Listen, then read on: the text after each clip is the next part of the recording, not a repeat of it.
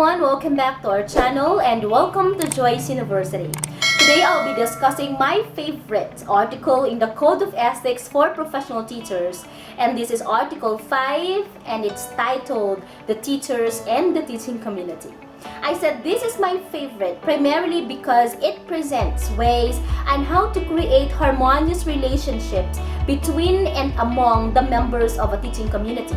Okay, now may I present to you the section 1 of this article, and it says, teachers shall at all times be imbued with the spirit of professional loyalty, mutual confidence and faith in one another, self-sacrifice for the common good, and full cooperation with the colleagues. When the best interests of the learners, the school, and the profession is at stake in controversy, teachers shall support one another. Now, I would like to capitalize on important phrases in this particular section. It says professional loyalty, mutual confidence, faith in one another. Let's start with professional loyalty.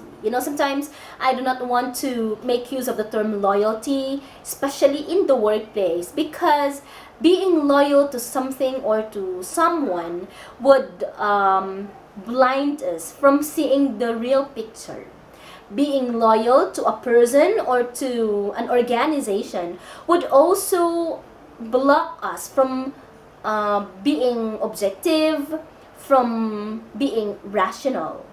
That is why when you are loyal to a person or to an organization, then you tend to fail in weighing things. You tend to ignore red flags. And loyalty would also forbid us to be as objective, as just as possible. And so because of that, may I present to you some of the words synonymous to loyalty, and these are the words I prefer. We have the term devotion, you have the term faithfulness. And it says we have to be devoted, we have to be faithful to our profession. So meaning we have to act, we have to speak in accordance to the mandates of our profession and to the rules of the entire teaching community, provided that teaching community is worthy of our professional loyalty. So kailan natin sinasabi that our teaching community is worthy of our devotion, of our loyalty? If, that teaching community has the same or embodies the vision that we have, if this community promotes the ideals that we also would want to promote, if it upholds the value that we uphold, if this teaching community believes in our potential, if this community emphasizes our strength and helps us overcome our weaknesses, if this teaching community listens to our concern, listens to our suggestion, and creates an atmosphere where we are free to express our thoughts. If the teaching community that you have is like that, then that community is worthy of your loyalty. Next, we have mutual confidence. It says there, and faith in one another. Respect must be given to everyone in the teaching community. But respect, trust, and faith in one another must be mutual. Meaning, it must be a two-way process. I respect you, you respect me. If you don't respect me, the more that I won't respect you. It should be like that.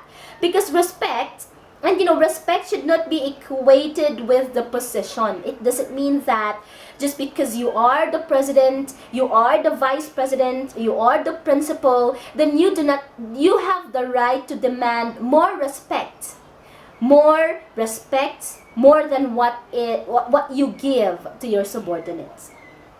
The respect and the trust you get actually is tantamount to the respect that you give. So if you feel that you are not respected, then most probably that's the result of your action. You are not respected by your subordinates, by the other members of the teaching community, because you do not know to respect them at the same time. That is why there are people who are not respected by their superiors. Ang tendency niyan, these subordinates only respect the position, not the person in the position.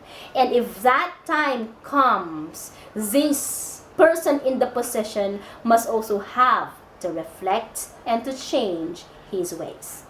Now, how are we going to build mutual confidence and faith in one another?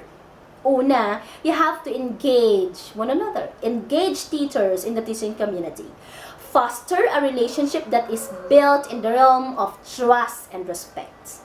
You know, trust is the belief that we have to the people around us, but respect is the application of such trust. So if we respect one another, then you are indirectly telling them that you also trust them. Okay, you have to engage them, ask them, involve them, know them, give them time to listen and to understand one another, give them chance to know each other's unique features, acknowledge the fact that everyone can contribute something in the community. So if this is done, if everyone will feel respected in this teaching community, eventually respect will be multiplied. Okay? Aside from you engage everyone in the community, you also communicate the goals and the direction. I think this is also given to the superiors, to the bosses that we have. You know, each member of the teaching community must be informed about everything that is happening in the community, in the school. So every member needs to know the whys and the hows of the action to be taken and of the changes that is supposed to take place.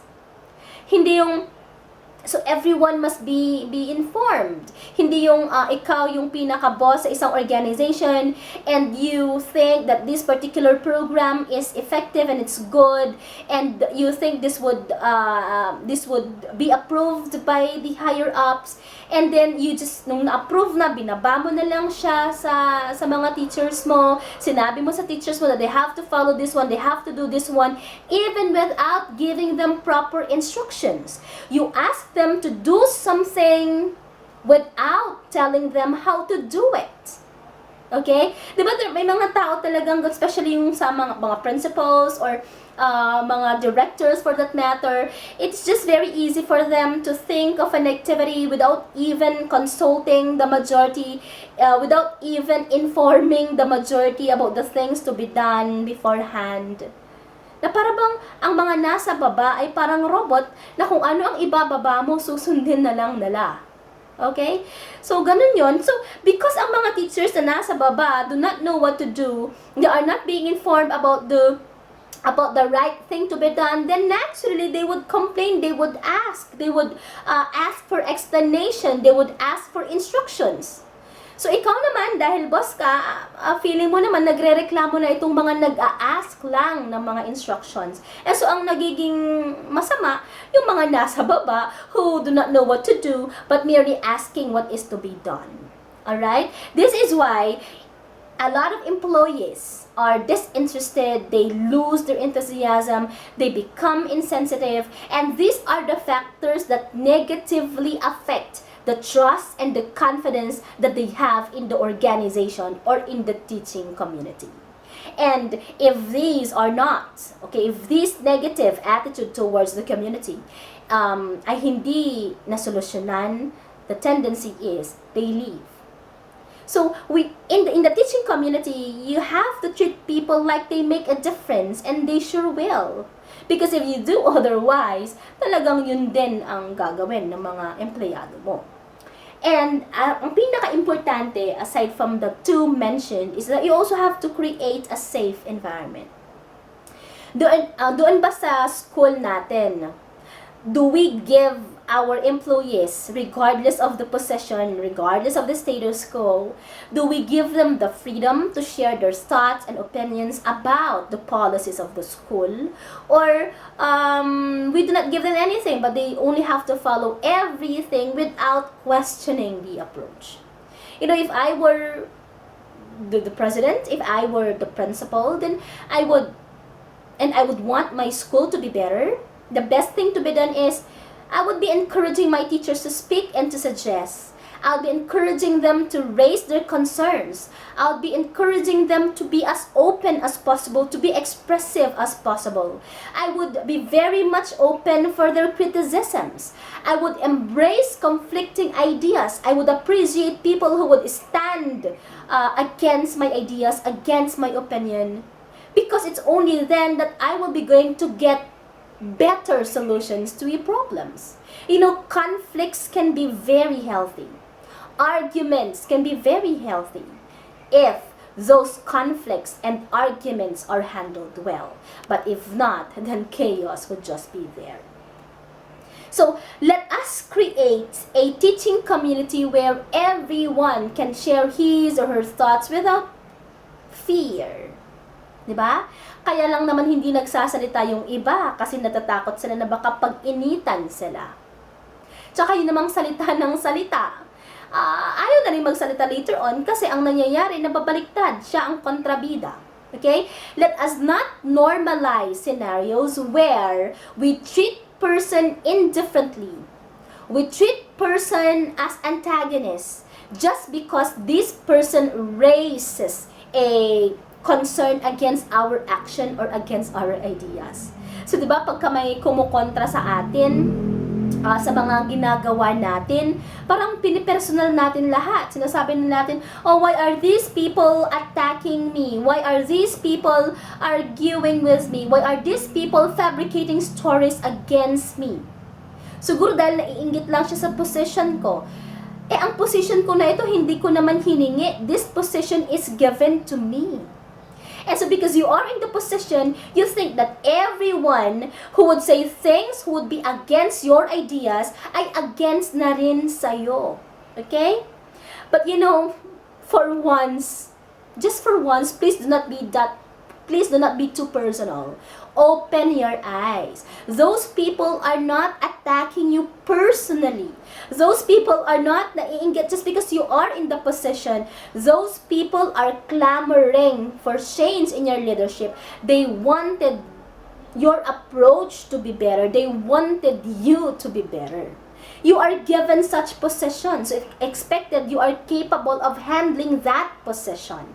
And if you are really capable of handling such, then you should be able to address all concerns professionally.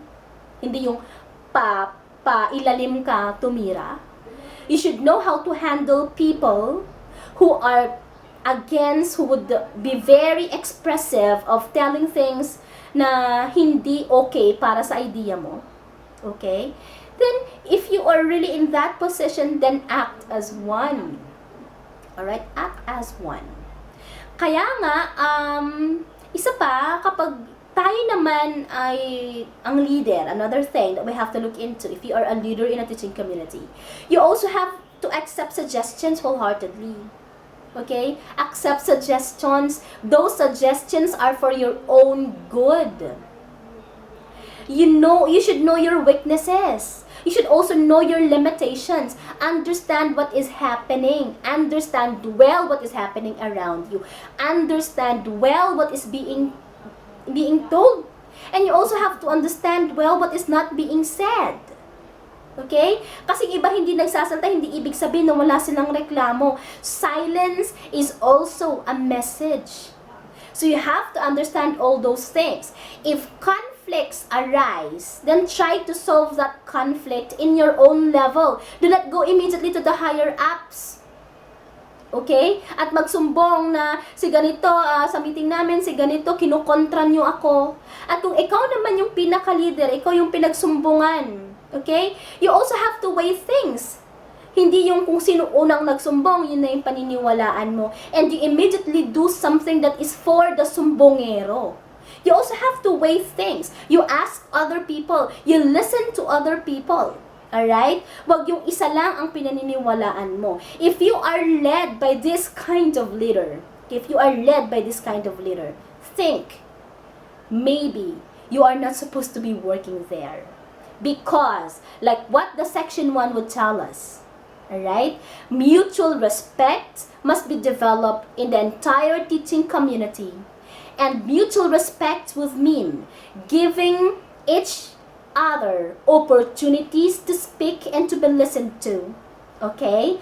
To be reprimanded if there is a need to be reprimanded, and to be to be advised if there is a need to. And if there is a controversy in the school, all right, you have to work hand in hand, especially if the betterment or the interests of the students is at risk. So you have to remember that the teacher and the teaching community should support one another in giving dignity to the profession, in giving dignity to the teaching community, and in ensuring the best interests of the learners. Because at the end of the day, the school and the teaching community is there because it has to respond to the needs of the learners alone.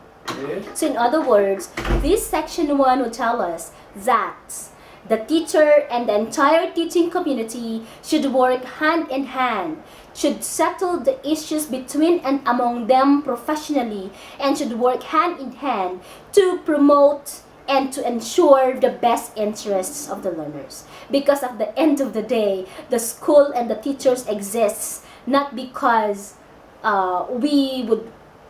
not because of any other thing, but because we prioritize the welfare of the learners. That's section 1. Section 2, I would like to present: a teacher is not entitled to claim credit or work not of his own, and shall give due credit for the work of others which he may use. Okay, this article will tell us about intellectual property, about the teacher's job of protecting the right to intellectual property, give credit where credit is due, acknowledge people involved, cite references in your researches, do not own something that is not yours. I met a lot of teachers and even students who would claim something na hindi sa kanila. Una, every time that I check, okay, outputs of my students online, I would subject these answers to plagiarismdetector.net. And it's so disappointing that 100% of their answer is plagiarized. And that's actually a big no-no, alright? Do not get something and consider that something your own. Okay, that's plagiarism. Do not dwell on that, students and teachers at the same time. Aside from that, there are also some teachers who would use and own the researches conducted by their students. Okay, I know someone who passed a certain research in the research department, only to find out that the research was actually done and made by the students, but she submitted that as if that research is hers. That's a big no-no. You do not have respect to the author of such researches. Another thing, there are also some teachers who would copy in toto the modules done by other teachers without permission. Alright? It's okay to get a certain module and consider that your reference. But it's a big no-no to copy in toto, and it's also a big no-no that you just have to get a certain module without getting the permission of the author. Where is your credibility there? Where is professionalism there? There are also some teachers who would ask other teachers to make modules for them and would write there prepared by the name, but in reality it's not being prepared by that person. Okay, those are the things that you have to look into. And another thing, there are some superiors who would get all the credit from a successful program conducted by the entire department without acknowledging the effort of the other teachers. And if such activity fails, the superior does not have the gut to accept the responsibility. If problems, if programs fail, then they will blame others for such failures. Okay? Those are all instances that are against the Section 2 of Article 5. Do not get something that is not your own. Do not own something that is being done by your subordinates or by the other members of the teaching community. In all ways, let us get away from plagiarism. Okay? That's Section 2. Section 3. Before leaving the position, a teacher shall organize for whoever assumes the position such records and other data as necessary to carry on the work. Okay? It's also professional to do this. Before leaving your position, then you have to talk to the person who would assume your position, give him instructions about the ins and the outs of the position, about the possible things that would be met by this person. You also have to give all the necessary documents that would help this person to carry on the work. All right, you have to support the person. You just have to guide the person. That is if this person is asking for your guidance. But if not, if this person is a know-all and would just assume the position and doesn't even talk to you and would ask you something, would ask you to guide him as he or she performs the job, then do not do it. Maybe that person does not need it. But professionally speaking, that is the thing that you have to do. Next, Section 4, a teacher shall hold inviolate all confidential information concerning associates in the school and shall not divulge to anyone documents which has not been officially released or remove records from files without permission. Teachers must be discreet as much as possible. Issues in the school must be kept in the school. Issues in the department must be solved in the department. Okay? But there are some tendencies or scenarios where, issues of the department are not being solved within the department because these issues are being told in the other offices and are not being solved. What happened? The scenario just worsened. Why? Because these concerns are not solved in the proper forum, in the proper place. Okay? And all issues in the school as well, alright, must be kept in the school. Do not tell your neighbors. Alam mo, si Ma'am Ganto, alam mo, dami palang sa kanya. Okay, mga marites lang yung nagaganyan, chinichismis sa ibang mga tao kung anong nangyayari sa pinagtatrabahuan niya. Because if you are in this particular organization, there might be a lot of issues within the organization. But when you go out, you say nothing but good things about your organization. Because whether you like it or not, you are part of the organization and you are the face of the organization as well. So when you tell issues of your organization sa ibang tao, walang makakatulong sa'yo, okay? Mapapahamak ka lang at masisira lang yung pangalan ng school mo. So, I know as well, ibang mga tao na nag-resign from the school, nung nag-resign na sila sa school, kung ano-ano na nang sinabi nila sa labas. Pero, pinabalik din naman sa school. Diba? Binigyan pa ng posisyon. Hindi nila alam na noon palang nag-resign siya, ang dami niya mga bad things na sinabi about the school. So, yan. So, yun yung mga issues lang na mga na-witness ko. These are all through issues na na-witness ko. But, one thing for certain, if you work in a certain organization, and if you are, and if there are issues that are in the organization, then do not tell it to other people who do not understand what is happening inside the organization. Alright?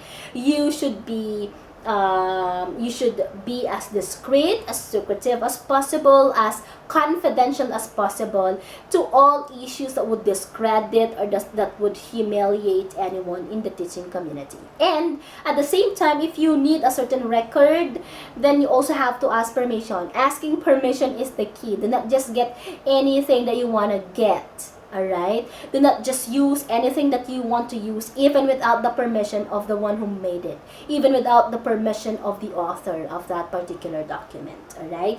Be as, ask permission as much as possible.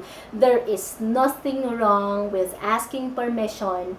What is wrong is that you are just using something without the knowledge of the one who did that document. Okay, that's section 4. Next, section 5. It should be the responsibility of every teacher to seek correctives for what may appear to be unprofessional and unethical conduct of an associate. However, this may be done only if there is incontrovertible evidence for such conduct. You know, teachers are expected to be professional in all ways. So, if there is an associate who's obviously unprofessional, naninigaw, namamahiya, walang kaalam-alam sa protocol, alright? Hindi alam ang mga standard operating procedure, sinisiraan yung ibang tao, na wala namang pruweba, alright? Then you have the right to seek for correctives. Kapag may co-teacher ka na parang niyuyurakan ang organization mo because this co-teacher of yours would engage to a lot of illicit affairs, okay? Nagpapabayad sa mga estudyante para ipasa sa klase. Nangungurakot sa mga estudyante, gumagastos ng pera ng mga estudyante, and you have the proof, then you have the right to seek correctives. You have the right to complain in black and white about these unethical and unprofessional conduct of your associate. So, you just have to make sure that when you